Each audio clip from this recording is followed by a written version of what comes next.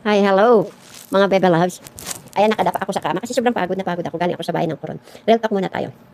Sa mga babaeng in love na in love na in love. Sa mga lalaki naman na manloloko. Pag nakita nila yung babae na kursunadahan nila, sexy, liligawan. Ikaw naman si babae, oh, kilig, di ba? Pero hindi mo, dapat nakikiramdam tayo mga Bebe Loves. Hindi palibhasa, ginusto ka ng lalaki. Gusto ka na nun. Tapos magbibideo call kayo, anong gagawin nyo? Doon ipapakita nyo, no, huwag kayong pumayag ng ganun. Kasi hindi pa totoo. Kapag mahal ka ng lalaki, gagalangin ka niyan, yan po ang totoo. Kapag gusto niya makita ang mga bagay-bagay sa katawan mo, nako, wag na. Kasi hindi totoo yan. Tapos walang update sa'yo ilang araw bago katawagan, hindi totoong pagmamahal yan. Alam mo tayo mga babae, marupok kasi tayo. Pag sinabi ng I love you, I miss you, todo kagat na. Kilig-kilig na ba? Kilig-kilig na. Hindi mo na nakikiramdam na binubola ka lang ng lalaki nun. Hindi totoo. Ang pagmamahal na totoo, kahit sino ka pa, kahit anong itsura mo, mamahalin kayo ng tunay na pag-ibig. Sabi nila, practical na ngayon.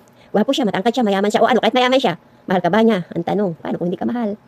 May mahal pala siyang iba. Kailangan matuto kang magtira ng kaunting respeto sa sarili mo.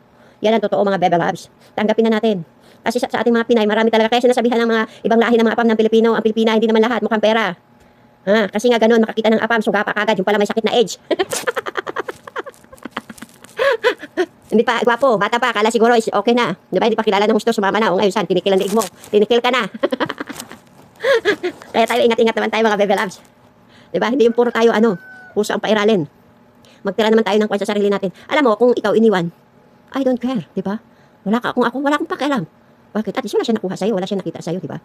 Ganun yun, kasi maraming babae sa mundo, hindi lang ikaw. Kaya dapat mag-iingat ka, lagi yung ingatan sa sarili nyo. Yun lang mga Bebe Loves, bye-bye. Sa susunod, kung sino magpapayo, chat na lang dyan.